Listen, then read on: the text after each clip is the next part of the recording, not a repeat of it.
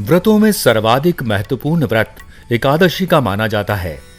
एकादशी का नियमित व्रत रखने से मन की चंचलता खत्म होती है, धन और आरोग्य की प्राप्ति होती है, मनोरोग जैसी समस्याएं भी इससे दूर हो जाती हैं। पौष मास में शुक्ल पक्ष की एकादशी को पुत्रदा एकादशी कहते हैं। इस दिन भगवान विष्णु की पूजा की जाती है। पौष मास की एकादशी बड़ी ही फलदायी मानी जाती है। इस उपवास को रखने से संतान संबंधी हर चिंता और समस्या का निवारण हो जाता है।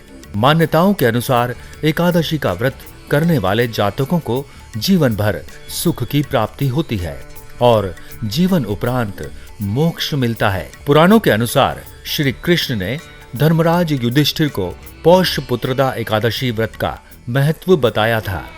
कहते हैं इस व्रत के प्रभाव से संतान प्राप्ति की कामना पूर्ण होती है।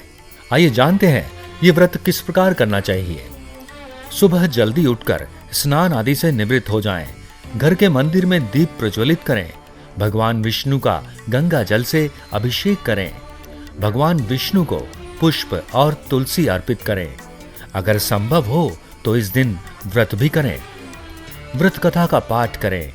एकादशी व्रत के अगले दिन सूर्योदय के बाद पारण किया जाता है। एकादशी का पारण द्वादशी तिथि समाप्त होने से पहले करना अति आवश्यक है। एकादशी व्रत के पारण में मूली, बैंगन, साग, मसूर दाल, लहसुन, प्याज आदि का पारण में प्रयोग निषेध है। धार्मिक मान्यता के अनुसार एकादशी व्रत का पारण गाय के शुद्ध घी से ही बने भोजन से करना चाहिए।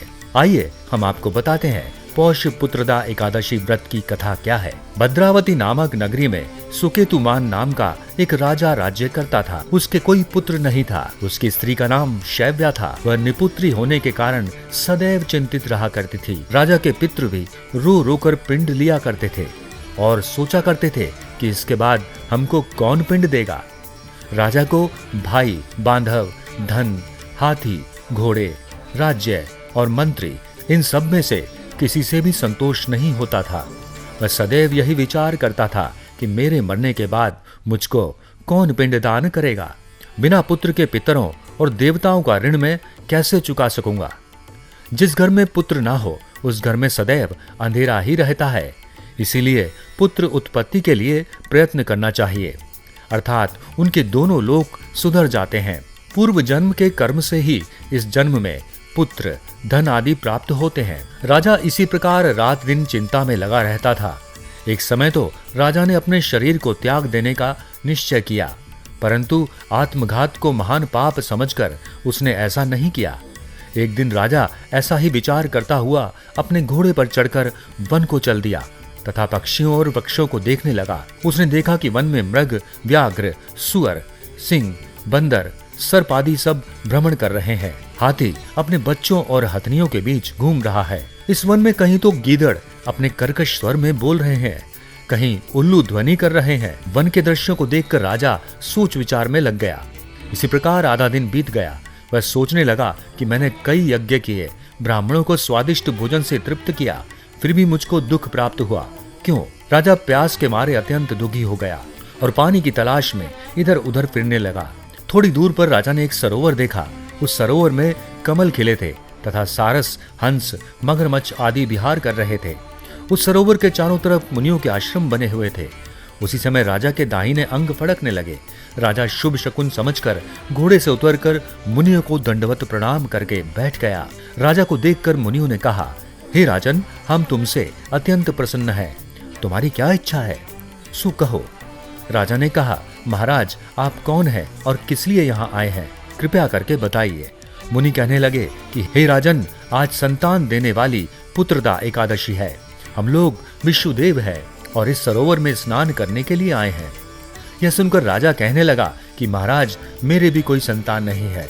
यदि आप मुझ पर प्रसन्न हैं तो एक पुत्र का वरदान दे दीजिए। मुनि बोले, हे राजन, आज पुत्रदा एकादशी है, आप अवश्य ही इसका व्रत करें। भगवान की कृपा से अवश्य ही आपके घर में पुत्र होगा। मुनि के वचनों को सुनकर राजा ने उसी दिन एकादशी का व्रत किया और द्वादशी को उसका पारण किया। इसके पश्चात मुनियों को प्रणाम करके महल में वापस आ गया। कुछ समय बीतने के बाद रानी ने गर्भ धारण किया और 9 महीने के पश्चात उनके एक पुत्र हुआ। वह राजकुमार अत्यंत शूरवीर, यशस्वी और प्रजापालक हुआ। श्री कृष्ण बोले, हे राजन, पुत्र की प्राप्ति के लिए पुत्रदा एकादशी का व्रत करना चाहिए।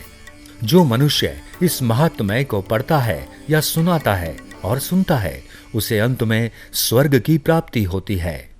सब्सक्राइब करें हमारे YouTube चैनल साधना गोल्ड को और पाएं वीडियो सबसे पहले। और हाँ, बेल आइकन दबाना ना भूलें।